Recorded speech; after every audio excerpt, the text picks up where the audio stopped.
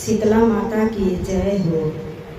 जब जब चैत कुंवार आवेला जी, जब जब चैत कुंवार आवेला, हमरा शीतला माई के डोली हमरे द्वार आवेला, हमरा शीतला माई के डोली हमरे द्वार आवेला।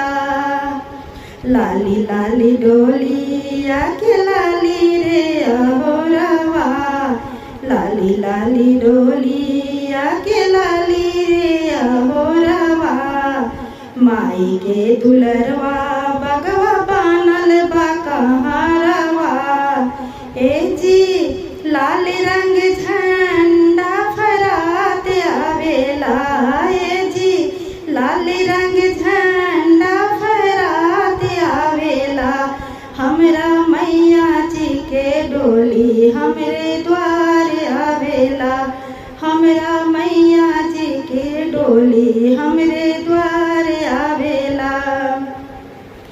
वीर बजरंगी कर ले अगुवानी, वीर बजरंगी कर ले अगुवानी, ऋषि मुनि देव संग आवे ब्रह्माणी, ऋषि मुनि देव संग आवे ब्रह्माणी।